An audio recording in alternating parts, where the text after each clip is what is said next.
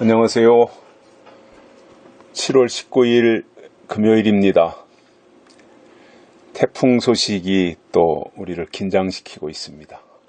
아마 오늘 오후부터는 태풍의 영향권 안으로 들어가는 모양이에요. 제주도 쪽에는, 또 경남 쪽에는 비가 많이 내리는 것 같습니다.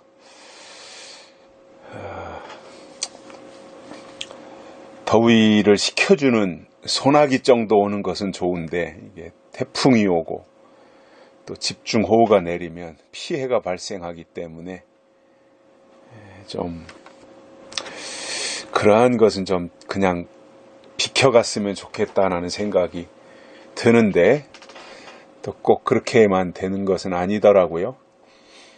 우리의 신앙도 똑같은 것 같습니다. 태풍이 발생해야 태풍을 통해서 바닷물에 산소를 공급하고, 또 태풍이 1년에 한 두세 차례 지나가면서 나무의 뿌리를 더 든든하게 만들어준다고 하지요. 그것이 또 태풍이 가져다주는 이로움입니다. 몇 년 전에 왔던 곤파스와 같은 그 강력한 태풍은 엄청난 피해를 주고 상처만 안기지만, 적당한 태풍은 바닷속에 산소를 공급하고 나무의 뿌리를 견고하게 하는 이로운 면도 있다고 하는 것처럼, 우리의 신앙도 태풍이 필요합니다.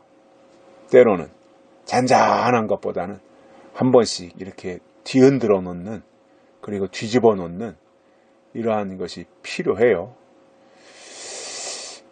그러한 과정을 겪으면서 또 좋은 것이 있고요.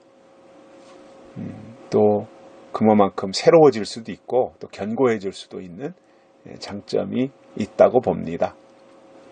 그래서 모든 것이 합력해서 선을 이룬다고 했으니, 모든 이 지구촌에서 일어나는 모든 그 어떤 자연적인 것들, 태풍이 되었든 뭐 폭설이 되었든 집중호우가 됐든, 이런 것은 다 하나님이 하시는 일인데, 어떤 면에서든지 하나님이 하시는 일로 생각하고 믿음으로 받아들인다면 모든 것이 다 우리에게 유익하지 않을까, 그러한 생각을 합니다. 이왕이면 불평하고 불만하기보다는 기뻐하고 감사하는 것이 우리에게 더 좋겠다, 이러한 생각을 가져봅니다.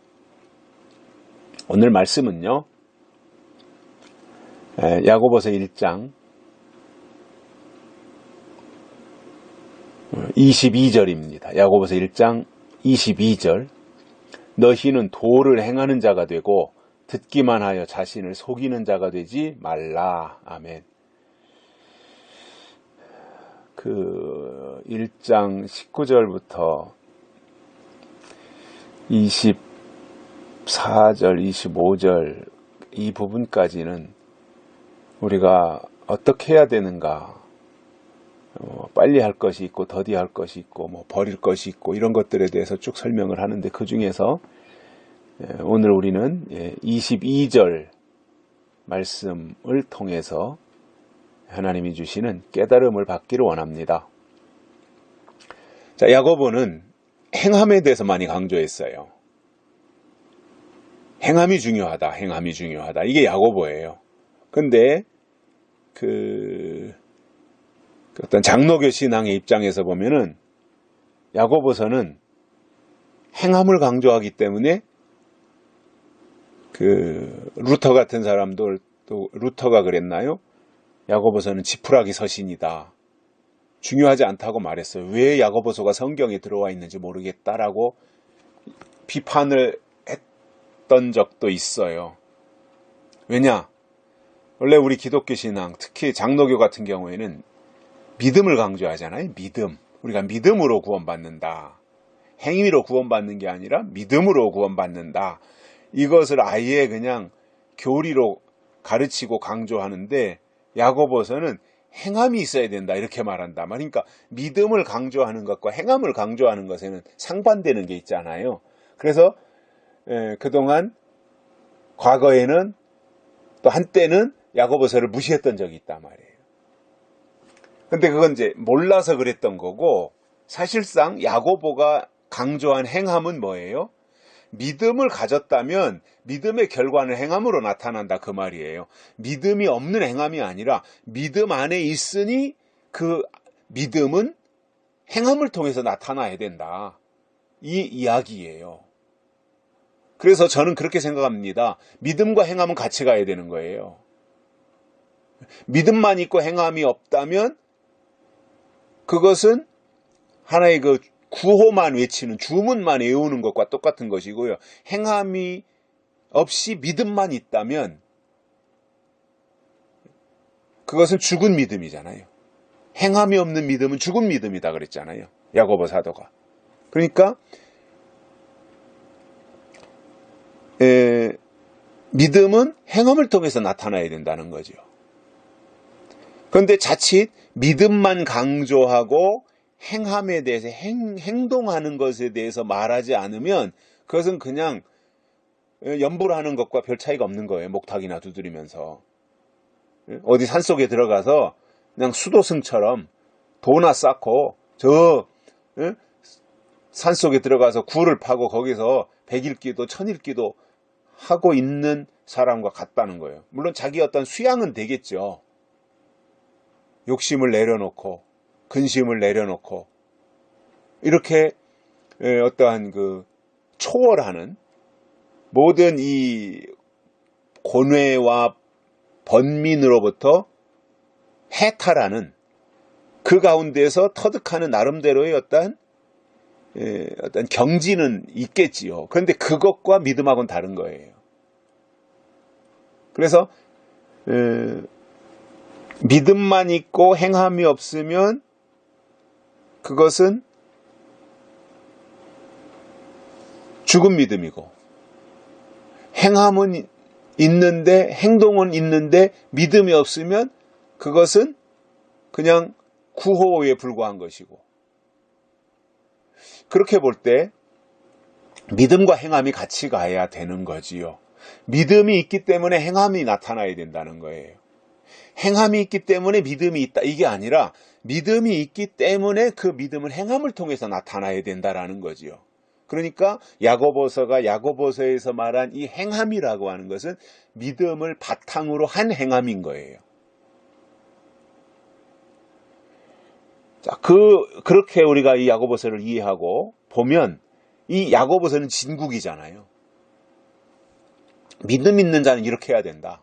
즉 오늘 우리식으로 표현한다면 약속을 받은 자는 주문만 외우고 하나의 생각 속에서 약속을 가지고 있는 것이 아니라 그 약속을 행함을 통해서 나타나야 된다라는 거죠. 행동으로 나타나야 된다. 움직여야 된다는 거예요.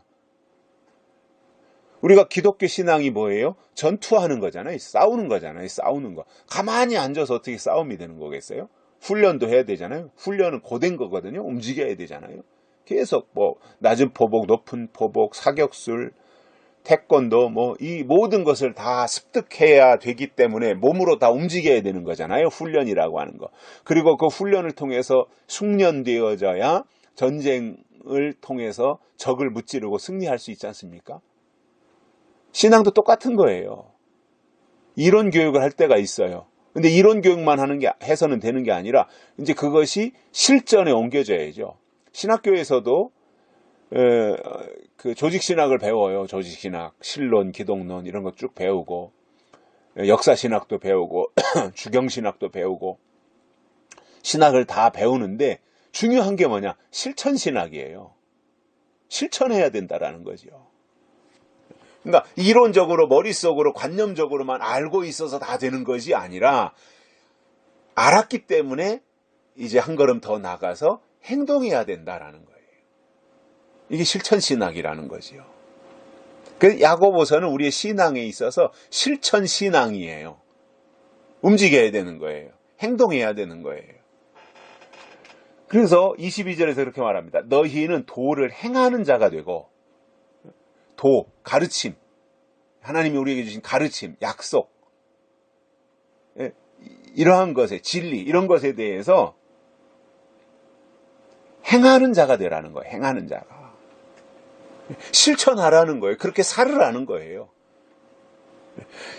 예언의 말씀으로 믿어야 된다라고 하는 것을 우리가 알았으면 실천해야 되잖아요. 예언의 말씀으로 믿어야 되잖아요. 약속의 말씀이 그 속에 꾸준히 제공이 돼야 되잖아요.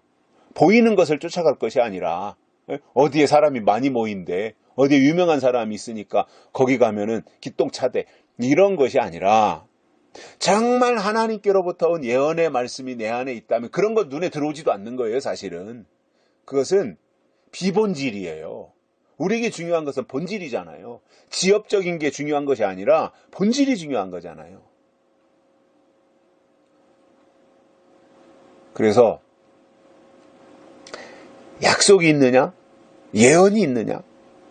그렇다면 예언과 약속의 신앙을 내가 받아가지고 몸부림치면서 그 신앙으로 살려고 노력하는 삶의 현장이 있어야 된다는 거죠. 체험 삶의 현장이 있어야 되는 거예요. 체험 삶의 현장. 텔레비에 그런 거 있었죠, 그 전에. 체험 삶의 현장. 이게 우리에게 있어야 된다라는 거죠. 그래서 도를 행하는 자가 되고 듣기만 하여 자신을 속이는 자가 되지 말라. 듣기만 하는 것은 자신을 속이는 거라는 거예요. 자신을 속이는 거. 속이지 마십시오. 다른 사람 속여도 안 되지만 스스로를 속여도 안 되는 거잖아요. 근데 어떻게 속는다는 거예요? 자기 자신이? 듣기만 하면요. 들어서 신앙이 완성될 것 같으면 맨날 앉아서 듣기만 하면 되죠. 요즘엔 뭐 유튜브를 통해서 들을 수도 있고 라디오, TV 뭐 본인이 관심만 있으면 얼마든지 들을 수 있는 이 매체들이 많이 있지 않습니까? 근데 물론 먼저는 들어야 맞아요. 들어야 돼요. 먼저는. 근데 맨날 듣고만 있어도 되겠냐는. 들었으면 그대로 실천하며 살아야 된다는 거죠. 그러니까 아직 못 들은 사람들은 예언을 또는 복음을 못 들은 사람들은 듣는 게 우선이에요. 들어야 돼요. 그리고 들었다면, 듣고 깨달았다면 맨날 듣는 것이 아니라 들은 그 말씀을 내 생활 속에 적용하고 실천하고 파고 들어가야 되는 거죠. 그리고 사람들에게 전달해야 되는 거죠. 전파해야죠. 때를 얻든지 못 얻든지 전파하라 그랬잖아요. 그래서 정말 이게 하나님이 주신 이 시대에 주신 예언의 말씀이다. 이것이 하나님이 주신 약속의 말씀이다. 이것이 우리 안에 확실하게 있으면 외쳐야 돼요. 외칠 때 주시는 하나님의 은혜가 또 있어요.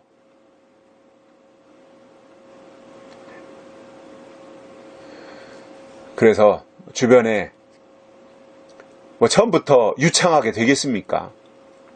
좀 내가 볼 때 만만하게 보이는 사람 하나 점 찍어 놨다가 그 사람 구슬르기도 하고 같이 점심도 먹으러 다니고 그러면서 친분 관계를 유지하는 가운데 조금씩 지금은 이런 시대야. 지금은 이렇게 신앙생활해야 돼. 이게 복음이야. 그리고 계시록인 영원한 복음이 있어. 이제 영원한 복음을 들을 때야. 그 영원한 복음이 뭐냐? 환란, 재림, 심판, 천년왕국. 이것에 대해서 증거하는 것이 영원한 복음이야. 이런 것에 대해서 야금야금 점령에 들어가는 거죠. 그래서 그 영혼을 사로잡는 거죠. 내가 그 영혼을 파멸시키기 위해서 사로잡는다면 내가 나쁜 사람이지만 그 영혼을 유익하게 하고 그 영혼을 살리고 그 영혼이 복받게 하기 위하여서 이렇게 그의 영혼을 점령한다면 그것은 얼마나 멋있고 좋은 겁니까? 그냥 내버려두면 죽을 사람인데 내가 가까이 가서 그를 건져냈다. 구원한 거잖아요. 그러면 그것보다 더 나한테도 의미가 있고 살아난 그 사람도 얼마나 귀한 일이 되는 거예요. 그래서 은혜 시대는 영혼이 구원받는 게 최고의 축복이에요. 은혜 시대는. 근데 이제 예수님이 다시 오실 때가 가까워지고 은혜 시대가 끝나면 그때부터는 뭐예요? 우리의 육신이 변화체가 될 수 있도록 계시록의 말씀을 듣고 하나님의 인치심을 받아서 육신이 죽지 않고 살아서 다시 오시는 예수님을 맞이하게 되는 이것이 축복이에요. 근데 그건 누가 그렇게 될지는 몰라요. 그것은 진행되는 과정 속에서 그건 하나님이 하실 거예요. 그러나 전제는 있어요. 이런 사람이라고 하는 거. 이런 사람이라고 하나님이 전제해 놓은 것이 있어요. 거기에 해당되는 사람. 그리고 그 말씀도 그렇게 해당이 되고 그 사람의 어떤 신앙적 의지도 거기에 해당이 되고 그리고 시대, 하나님이 이끌고 가시는 시대도 거기에 해당되면 이 모든 것들이 딱 부합되면 살아서 죽지 않고 변화체되어서 다시 오시는 예수님을 맞이하는 사람들이 있다고 했으니까 있는 거예요. 누가 될지는 모르는 거죠. 그러나 그 조건이 다 맞아야 돼요. 내 조건, 하나님의 조건, 시대적인 조건, 말씀의 조건 이런 것들이 다 맞아야 돼요. 그러면 하나님이 그렇게 해주시는 거죠. 그러니까 스스로를 속이면 안 됩니다. 아니, 내가 뭐 지금까지 살면서 어려서부터 신앙생활 해왔고 다른 남 피해 준 것도 없고 다른 사람 속인 적도 없고 나는 그야말로 선하게 신앙으로 살아왔어. 잘한 일이에요. 그죠? 다른 사람 속이지 않고. 그러면 너 자신을 속였다라고 할 때 어떡하겠냐는 거예요. 너는 너 스스로를 속였다. 어떻게 속였습니까? 말할 거 아니에요? 내가 언제 나를 속였습니까? 바로 야고보서 2장 22절에 해당이 되는 거예요.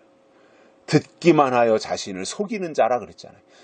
하나님의 말씀, 약속의 말씀을 듣기만 하는 것은 자기 자신을 속이는 자다. 이겁니다. 그래서 우리는 하나님이 주신 말씀이에요. 계명이에요. 약속이에요. 이것을 행하는 신앙이 되자는 겁니다. 왜? 이미 믿음이 왔기 때문에. 이미 약속이 우리에게 있기 때문에 이제부터는 그것을 실천하고 행동하는 신앙이 돼야 된다는 거예요.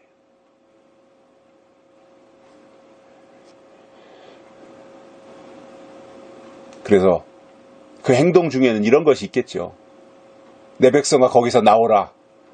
이것도 해당이 될 거예요. 내 백성아 거기서 나오라. 거기는 음녀의 집이다. 거기는 바벨론이다. 거기 있으면 너 죽는다. 내 백성아 거기서 나오라. 라고 하는 말씀을 들었으면 나오는 것은 내가 해야 되는 거잖아요. 내가 실천해야 되잖아요. 그러니까 그런 것들이 행함에 속하는 거예요. 요단강을 건너라. 이스라엘 백성들이 제사장들이 법궤를 메고 법궤와 백성들 사이가 1.6km 떨어져 가지고 그거 그대로 다 실천하고 요단강 건너간 후에 요단강에 있는 돌을 건져다가 비석을 세우고 이게 실천하는 거잖아요. 여리고성을 하루에 한 바퀴씩 마지막 날 7바퀴 실천한 거잖아요. 그게 다 이론으로 말씀만 가지고 한 것이 아니라 스스로 실천한 거거든요.